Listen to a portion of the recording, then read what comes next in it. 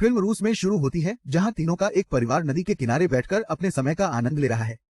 उनमें से सबसे छोटा सर्गेई इलियाश्को अपने बड़े भाई और मां के सामने अपने एक पेड़ के ऊपर होने का दावा करता है, जब अचानक जर्मन लड़ाकू जेट ऊपर की ओर उड़ते हैं। मां अपने बच्चों को जल्दी से झाड़ियों में छिपने के लिए कहती है, लेकिन 6 साल के बच्चे का दावा है कि वह डरता नहीं है और जेट को गुलेल से मारता है। हर किसी को आश्चर्यचकित करने के लिए वह जेट विमानों को हिट करने और उनमें विस्फोट करने का प्रबंधन करता है। लेकिन जब उसने इधर उधर देखा तो उसका परिवार गायब था। सर्गेई सपने से भयभीत होकर उठता है और अपनी मां को बुलाता है। तभी उसके दरवाजे पर कोई दस्तक देता है।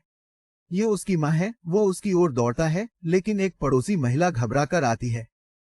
वह उसे जीवित रखने के लिए भगवान का धन्यवाद करती है और उसे बताती है कि उसकी मां और भाई मर चुके हैं। छोटा लड़का यह नहीं समझ सकता कि वह क्या कह रही है और अपनी मां की प्रतीक्षा करने के लिए घर में रहना चाहता है।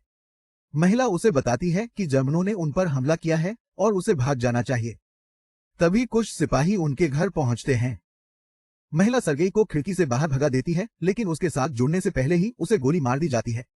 6 साल का छोटा बच्चा अब अपने दम पर है, जिसका कोई परिवार और दोस्त नहीं है। जैसे ही सर्गेई घर से भागता है, वह देखता है कि उसका पूरा पड़ोस उसके पीछे जल रहा है। वह अपनी मां को व्यर्थ ही पुकारता है और वहां से भाग जाता है। कुछ देर चलने के बाद वह जंगल के बीच पहुंच जाता है। छोटा बच्चा अपनी मां को बुलाने और उसे लाने के लिए पुकारने लगता है, क्योंकि वह खो गया है। उस रात वह जंगल में रहता है। अगली सुबह हम उसे एक नदी से पानी पीते हुए देखते हैं, जब दुश्मन सैनिक उसके रास्ते में आ जाते हैं। सर्गेई ये जानते हुए कि वे खतरनाक हैं, जल्दी से एक पेड़ की जड़ों के अंदर छिप जाता है। सांप के पास आने पर वह चौंक जाता है, लेकिन एक शब्द नहीं बोलता या भाग जाता है। सर्गेई को सांप से ज्यादा सैनिकों से डर लगता है। सैनिक नदी के किनारे खाते हैं और चले जाते हैं, जिसके बाद सर्गेई अपना बचा हुआ खाना लेता है और रात के लिए खा लेता है। हालांकि दिन के अंत तक छोटा लड़का थक जाता है। उसने 2 दिनों से ठीक से खाना नहीं खाया है और बिना किसी ठिकाने के चल रहा है। लंगड़ाते हुए वह नीचे गिर जाता है, लेकिन चलना नहीं छोड़ता। अपने रास्ते में वह जंगली जामुन देखता है और उन्हें खा जाता है, लेकिन तभी उसके पीछे एक विस्फोट होता है, जिससे वह आश्चर्यचकित हो जाता है। लड़के को चक्कर आने लगते हैं और उसे अपने पीछे आने वाले किसी व्यक्ति का भ्रम होने लगता है। हालांकि ऐसी परिस्थितियों में भी वह बहादुरी से खड़ा होता है और उस व्यक्ति को बताता है कि उसके पास राइफल है और वह डरा हुआ नहीं है। वह आगे लंगड़ाता है, लेकिन थोड़ी देर बाद बेहोश हो जाता है। जब वह सो रहा होता है, 2 सिपाही उसके पास आते हैं। दृश्य रूसी सेना के अड्डे पर कट जाता है, जहां कमांडर कुज़नेत्सोव अपने गश्ती सैनिकों की प्रतीक्षा करता है। वे छोटे बच्चे के साथ अंदर आते हैं, जो घायल और कमजोर है। जब सैनिक दावा करते हैं कि वे उसके पक्ष में हैं, तो छोटा लड़का खुलकर बोलता है और अपना परिचय देता है। जब बच्चा कमांडर से हाथ मिलाता है, तो सैनिक हंसते हैं, यह सुझाव देते हुए कि वह अपना परिचय भी देता है। सैनिक छोटे बच्चे के साथ स्नेह महसूस करते हैं और उसे घेर लेते हैं। वे उसे पानी पिलाते और खिलाते हैं। अन्यथा ठंडा कमांडर भी बच्चे की देखभाल करता है। कात्या नाम की एक नर्स सर्गेई के घावों को सजाती है और उसके व्यक्तित्व से भी मंत्रमुग्ध हो जाती है। बच्चा उसे अपने घावों पर एक टैंक बनाने के लिए कहता है, क्योंकि वह बड़ा होकर एक सैनिक बनना चाहता है। घायल सैनिक भी बच्चे से बात करते हैं और हल्का महसूस करते हैं।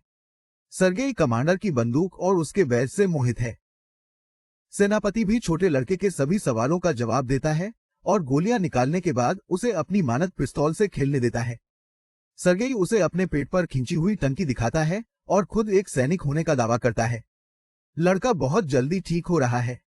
नर्स कात्या ने कमांडर से लड़के को बटालियन के साथ रहने देने के लिए कहा, लेकिन वह असहमत है, ये दावा करते हुए कि यह सुरक्षित नहीं होगा। वह सर्गेई को एक अनाथालय भेजना चाहता है। सैनिक अपना सारा खाली समय सर्गेई के साथ बिताते हैं। वह दिन भर कई लोगों द्वारा दौरा किया जाता है। वे उसके लिए दूर से अपने परिवारों द्वारा भेजा गया भोजन लाते हैं और उसे अपनी दूरबीन से खेलने भी देते हैं।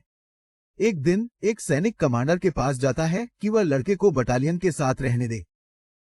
सैनिक बच्चे के साथ घनिष्ठ संबंध विकसित कर चुके हैं और उसे अपना मानते हैं। उनकी उपस्थिति युद्ध के भार को उनके सीने से उतार देती है। हालांकि कमांडर अपनी सुरक्षा के लिए लड़के को अनाथालय भेजने पर अड़ा हुआ है। अगले दिन दुश्मन हमला करते हैं और कई सैनिक घायल हो जाते हैं। सर्गेई को अनाथालय ले जाने के लिए एक वाहन आता है। कमांडर बच्चे को खबर देता है और उसे उपहार के रूप में एक लकड़ी की मानक पिस्तौल देता है। लड़का बदले में उसे गले लगाता है, यह दावा करते हुए कि वह कमांडर की सुरक्षा के लिए डरा हुआ है। सेनापति उसके आलिंगन में पिघल जाता है और अपना मन बदल लेता है। वह सर्गेई को सैनिकों के साथ अपने बेटे के रूप में रहने के लिए कहता है। उस रात सैनिक छोटे लड़के के लिए छोटे सैनिक कपड़ों की तलाश करते हैं। सर्गेई को अपने साथ रखने के लिए वे बहुत खुश हैं। सेनापति सर्गेई को जगाता है और उसे कपड़े देता है। वह उन्हें पहनता है और एक असली सैनिक की तरह इधर उधर भागता है। दूसरे लोग उसे अपना छोटा सिपाही लड़का कहने लगते हैं। जैसे ही बच्चा इधर उधर भागता है, जर्मन बटालियन पर हवाई हमला करते हैं। सैनिक जल्दी से सर्गेई को सुरक्षित स्थान पर ले जाते हैं और दूसरों से लड़ते हैं। घायल सैनिकों की संख्या तेजी से बढ़ती है। सर्गेई खुद को उपयोगी बनाना चाहता है, इसलिए वह प्यासे सैनिकों के लिए पानी लाता है। उनमें से एक ने उसे अपने परिवार द्वारा भेजे गए एक पत्र को पढ़ने के लिए कहा, क्योंकि उसकी आंखों पर पट्टी बंधी हुई है। छोटा लड़का मदद करना चाहता है, लेकिन पढ़ना नहीं जानता। वह पत्र लेता है और उस पर लिखी बातों को बनाने लगता है। दावा करता है कि सैनिक की गाय घर वापस सुरक्षित है। जब सिपाही कहता है कि उसके पास गाय नहीं है, तो दूसरे उसे कहानी के साथ जाने और हंसने के लिए कहते हैं। वह सभी के पत्रों को उसी अंदाज में पढ़ता है और उन्हें खुश करता है। अगले दृश्य में हम कटिया और एक सेनापति को बात करते हुए देखते हैं।